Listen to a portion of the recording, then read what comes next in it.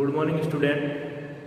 Class BEd second year विज्ञान शिक्षण का शिक्षण शास्त्र, जिसमें हम आज यूनिट फर्स्ट पाठ्यक्रम और पाठ्य वस्तुएं या पाठ्य पुस्तकें, पाठ्यक्रम और पाठ्य पुस्तकों का अध्ययन करेंगे, जिसमें हमारा आज का टॉपिक रहेगा पाठ्यक्रम है उसका अर्थ है उसकी परिभाषा है।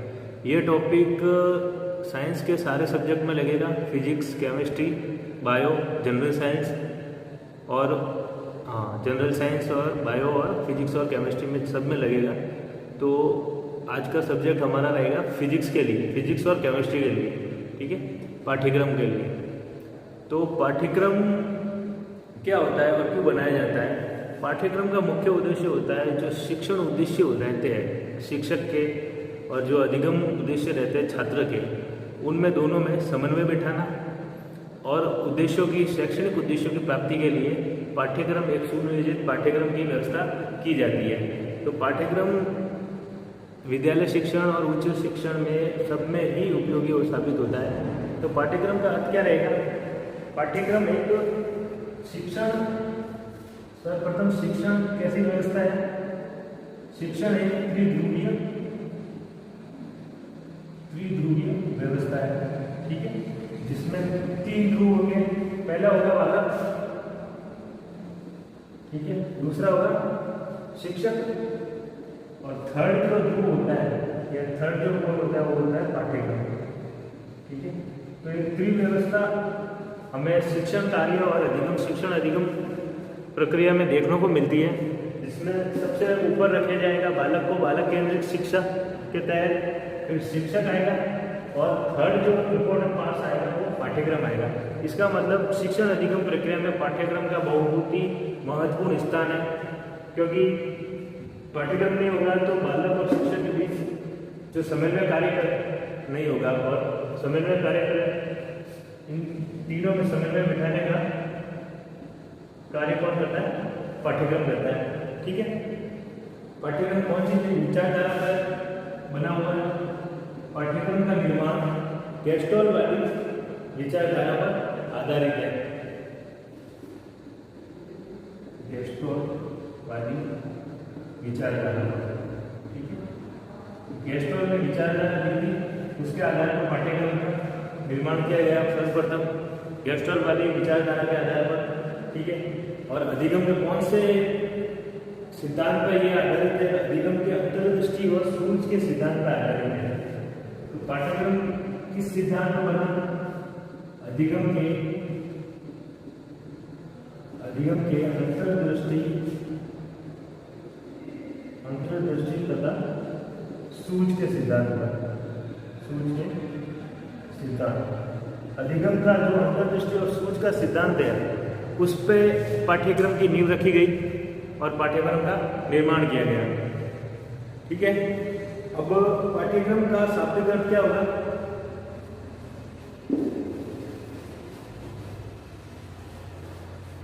पाठ्यक्रम का शाब्दिक अर्थ हिंदी में देखें तो पाठ्यक्रम का शाब्दिक अर्थ रहेगा पाठ्यक्रम, पाठ्य का अर्थ होता है पढ़ने वाली या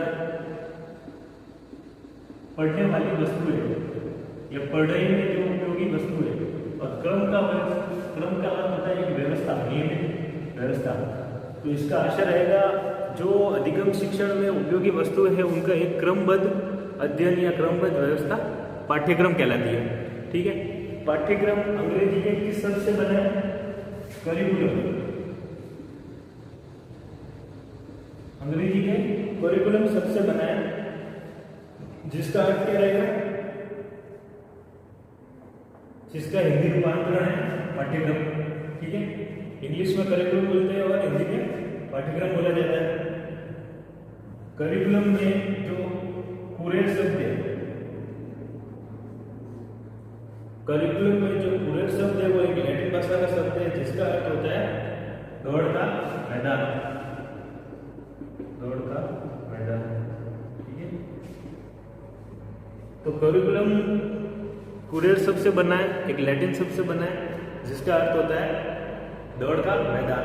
दौड़ के मैदान से आशय है कि एक ऐसा प्लेटफॉर्म जिसमें अधिगम शिक्षण में बालक अपने उद्देश्यों की प्राप्ति के लिए, शैक्षणिक उद्देश्यों की प्राप्ति के लिए उस पथ पर दौड़ता है या उस पथ पर चलता है, इसलिए उसे दौड़ का मैदान कहा गया है।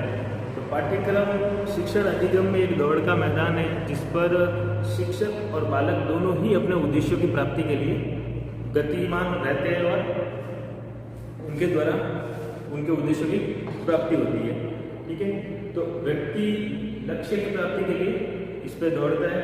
ठीक है, पाठ्यक्रम का मुख्य उद्देश्य रहेगा शिक्षण कार्य में, शिक्षण कार्य की गति, शिक्षण कार्य को गति प्रदान करना, उसका मार्गदर्शन करना और उसकी एक नियमित व्यवस्था बनाना।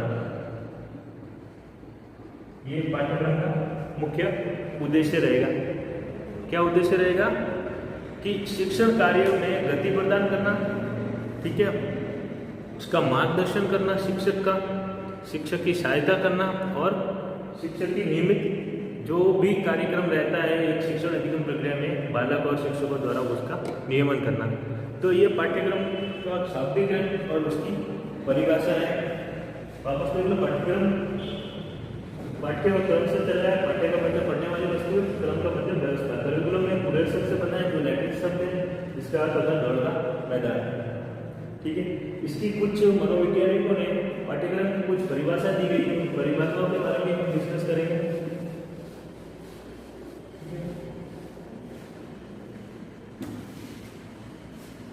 पाठ्यक्रम से रिलेटेड परिभाषा। ठीक है, सर्वप्रथम परिभाषा किसने दी? कनिंघम ने। ठीक है, कनिंघम एक मनोवैज्ञानिक है जिन्होंने पाठ्यक्रम के बारे में बोला है कि कलाकार के हाथों में यह एक साधन है जिससे वो पदार्थ को अपने आदर्शों के अनुसार अपने स्टूडियो में डाल सके। ठीक है, जिसमें कलाकार शब्द शिक्षक को कहा गया है। ठीक है, कलाकार किस लिए उपयोग किया गया? शिक्षक के लिए। और साधन यानी पाठ्यक्रम,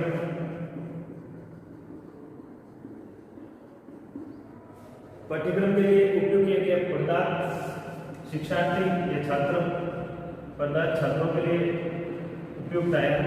और अंतिम शब्द स्टूडियो।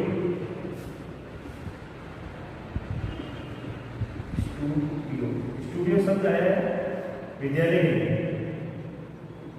ठीक है, तो कनिंघम ने कहा है कि शिक्षक कलाकार है जो अपने हाथों से किसकी भी निर्माण करेगा? पदार्थ की। किसके द्वारा? पाठ्यक्रम द्वारा। पदार्थ यानी छात्रों के मुख्य उद्देश्यों और शैक्षणिक उद्देश्यों को पूर्ति करेगा किसके द्वारा? पाठ्यक्रम द्वारा। और कहाँ करेगा? स्टूडियो मतलब विद्यालय में। तो उसकी संपूर्ण परिभाषा इन चारों टॉपिक पे रहती है। परिभाषा सरल है और इम्पोर्टेंट है। परिभाषा फिर से दोहरा देता हूँ। कलाकार के हाथों में यह एक साधन है जिससे वो पदार्थ को अपने आदर्शों के अनुसार अपने स्टूडियो में डाल सके। ठीक है, दूसरी परिभाषा किसकी रहेगी? दूसरी परिभाषा मुनरो के अनुसार क्या था? मुनरो कहता है पाठ्यक्रम में वे सब क्रियाएं सम्मिलित है जिनका हम शिक्षा के उद्देश्यों को प्राप्त करने के लिए विद्यालय में प्रयोग करते हैं। वे सभी क्रियाएं, मुनरो के अनुसार वे सभी क्रियाएं पाठ्यक्रम में जो हम बालक के स्वर्णिम विकास के लिए एक शिक्षक या पूरा विद्यालय जिन उद्देश्यों की प्राप्ति के लिए आगे बढ़ता है वो संपूर्ण क्रिया पाठ्यक्रम कहलाती है।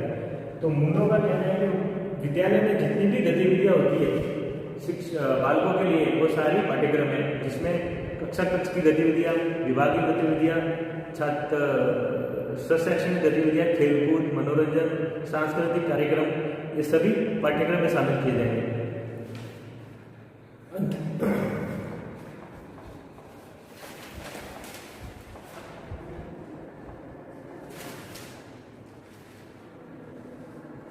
अगली परिभाषा है फ्रोबेल। थर्ड परिभाषा दी थी फ्रोबेल ने। फ्रोबेल ने पाठ्यक्रम के लिए क्या किया है? पाठ्यक्रम को मानव जाति कि संपूर्ण ज्ञान तथा अनुभव का सार समझना चाहिए। पाठ्यक्रम फ्रोबेन ने कहा कि पाठ्यक्रम में संपूर्ण मानव जाति को उसने सम्मिलित किया। उसने न सिर्फ विद्यालय को फोकस नहीं किया, उसने बाहर के आवरण को, सामाजिक और वातावरणीय आवरण को भी शामिल किया गया, सामाजिक स्तर पर शामिल किया गया। तो उसके अनुसार संपूर्ण मानव जाति के जो उद्देश्य रहते हैं या जो ज्ञान है या अनुभव को शामिल किया जाना चाहिए या उनके सार को कहते हैं। मुंडो के अनुसार पाठ्यक्रम को मानव जाति के ज्ञान व अनुभव के सार को कहा जाता है। जो भी मानव जाति या सामाजिक स्तर पर बच्चा जो भी ज्ञान या अनुभव प्राप्त करता है वो एक पाठ्यक्रम है।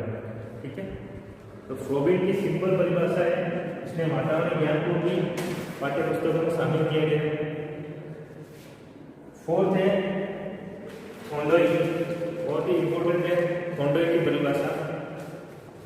मनोविज्ञान में थॉर्नडाइक का बहुत ही इंपॉर्टेंट रोल है। थॉर्नडाइक मनोवैज्ञानिक है जिसने गेस्टल वाली परिभाषा दी है। थॉर्नडाइक का कहना है कि किसी भी अंग को केवल इसलिए नहीं पढ़ाया जाए कि उसका कुछ नियमित मूल्य है, बल्कि सभी अंगों को इस तरह पढ़ाया जाए कि उनके द्वारा नियमित मूल्य की प्राप्ति हो सके। थॉर्नडाइक का कुल मिला के ये कहना था कि किसी भी चीज़ को पाठ्यक्रम या कक्षा में इसलिए नहीं पढ़ाना चाहिए कि वो कुछ मूल्य रखता हो या उसका कोई नैतिक मूल्य या उसका कोई उद्देश्य है, बल्कि इसलिए पढ़ाना चाहिए कि उससे छात्रों में कुछ नैतिक मूल्य डेवलप हो सके और उनके उद्देश्यों की प्राप्ति हो सके। ठीक है, कोई भी चीज़ हम इसलिए नहीं पढ़ाते हैं कि वो एक इम्पोर्टेंट है। शॉर्ट एंड स्वीट देखा जाए तो थॉर्नडाइक ने कहा कि इसलिए ना पढ़ाओ कि वो चीज़ इम्पोर्टेंट, इसलिए पढ़ाओ कि उसको पढ़कर बच्चा अपने आप में इम्पोर्टेंट हो जाए या बच्चा का शारीरिक, मानसिक और विकास हो सके। तो ये चार तरह की परिभाषा है, फ्रोबेन, थॉर्नडाइक और कनिंघम और मुंडो। ये चारों ने अपने पाठ्यक्रम के लिए कुछ परिभाषा प्रस्तुत की है और पाठ्यक्रम का अर्थ और परिभाषा समझाया गया है। तो आज का टॉपिक हमारे लिए इतना ही।